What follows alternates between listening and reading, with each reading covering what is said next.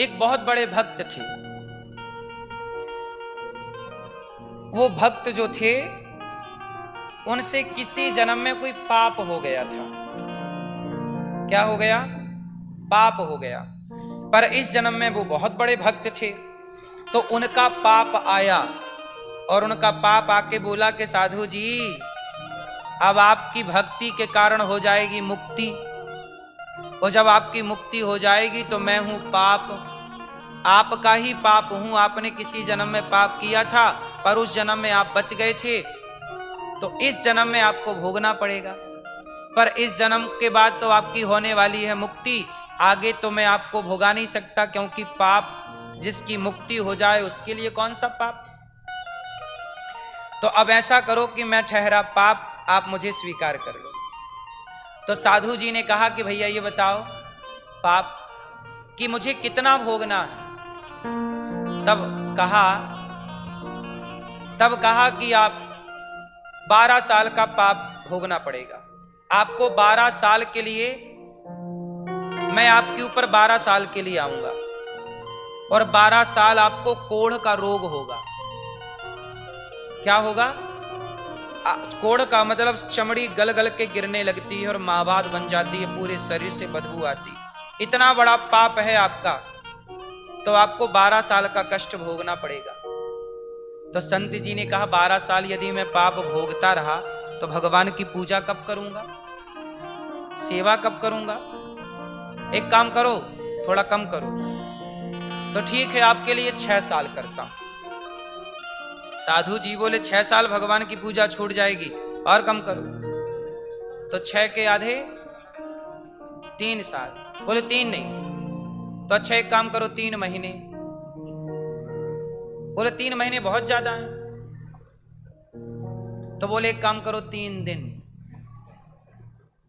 बोले 3 दिन सेवा छूट जाएगी भगवान की, बहुत ज्यादा है 3 दिन, और कम करो।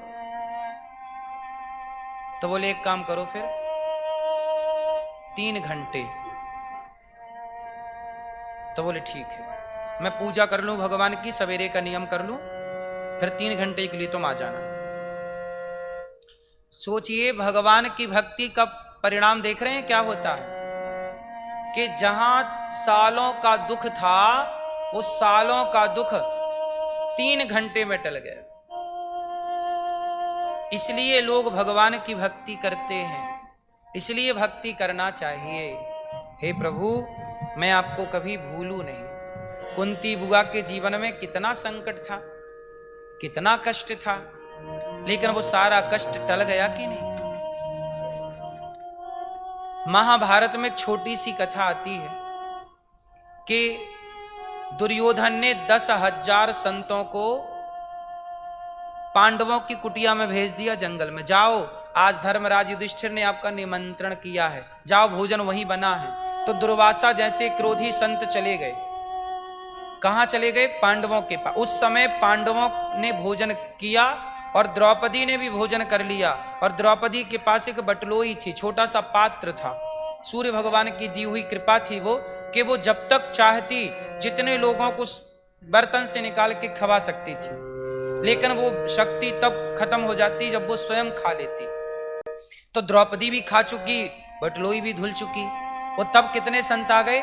10,000। 10,000 साधु आ गए। कहा धर्मराज बड़ी भूख लगी है, खाने को मिलेगा? धर्मराज बोले जरूर मिलेगा। अब संत आए द्वार पे, कैसे कह दें कि नहीं मिलेगा। तो वो कहा बैठो। तो संत बोले हम स्नान करके आते, पास में नदी थी तो नहाने चले गए। और धर्मराज युधिष्ठिर अंदर आए तो द्रौपदी बटलोई धुल रही थी। कहा कि बटलोई धुल गई, संत आए हैं 10,000, कह रहे हैं संत भोजन चाहिए। अब द्रौपदी घबराई कि हे प्रभु क्या करें, अब तो घर में अन्न का दाना नहीं और बाहर सैकड़ों हजारों संत बैठे हैं भोजन के लिए, क्या करें। तब 5 पांडवों ने कहा एक काम करो, यदि हमारे द्वार से संत भूखे चले गए तो हमारे लिए सबसे बड़ा पाप है। एक काम करो, चलो हम सब आत्महत्या कर लेते हैं, क्योंकि संत लोग तो श्राप, दुर्वासा जी हैं, यदि उन्हें भोजन, अभी हमने बोल दिया कि आपको भोजन हम तैयार कराते हैं, अब कह देंगे कि नहीं भोजन नहीं है, तो साधु तो श्राप दे डालेंगे। और श्राप दे के वैसे भी मार डालेंगे, तो संत के श्राप से मरने से अच्छा है कि आत्महत्या कर लो। तो द्रौपदी बोली अच्छा रुको, आत्महत्या ना करो, मैं एक बार प्रभु को पुकारती हूं। तब द्रौपदी ने उस घोर जंगल से दीनानाथ को पुकारा, हे श्याम सुंदर, जैसे आपने तब मेरी लाज बचाई भरी सभा में, आज भी मेरी लाज जाने वाली है। मेरे द्वार पर संत आए हैं और या तो भूखे चले जाएंगे या तो श्राप देके हमारे सुहाग को उजाड़ देंगे, या फिर हमारे सुहाग आत्महत्या कर लेंगे तो मैं विधवा हो जाऊंगी। चारों ओर से अब मेरे ऊपर संकट है, हे श्याम सुंदर हमारी रक्षा कीजिए। तब अनायास अकस्मात वहां कृष्ण प्रकट हो गए और प्रकट होकर के कहा, द्रौपदी बड़ी भूख लगी है, कुछ खाने को दो। द्रौपदी बोली, झंझट यही तो है कि खाने को कुछ है नहीं और साधु बाहर बैठे हैं, नहाने गए हैं, वो तो आ रहे होंगे बस। भगवान बोले तो हमारे लिए तो कुछ लाओ। बोले आपके लिए भी कुछ नहीं है, बटलोई साफ हो चुकी। साफ बटलोई कहाँ लाओ? तो बटलोई ली भगवान ने, उसमें कहीं से एक साग का पत्ता भगवान ने प्रकट कर दिया।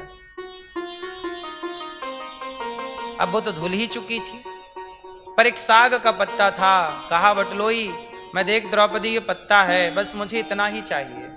और वो पत्ता उठा करके भगवान ने अपने मुंह पे रखा। एक पत्ता खाते ही जगत के पालनहार ने डकार मारी और पेट भर गया। तो जीव जंतु चींटी से लेकर हाथी तक सृष्टि के प्रत्येक जीव का पेट भर दिया भगवान ने। और जब सबका पेट भर दिया तो जो संत लोग स्नान कर रहे थे उनको नहाते नहाते डकार आने लग गई। उन्हें लगा भैया ये पेट कैसे भर गया। उनको लगा कि पेट भर गया, यदि अब भोजन नहीं करेंगे तो भीम मारेगा, कि लो बना के फेंकवा दिया भोजन इतना सारा। तो एक काम करो, किनारे किनारे निकल चलो। तो वो सारे साधु नदी के किनारे किनारे भाग गए, लौट के नहीं आए। तो भगवान ने द्रौपदी की रक्षा की। तो कहने का तात्पर्य यह है कि यदि भगवान आपके साथ हैं तो फिर आपको डरने की बात, हाँ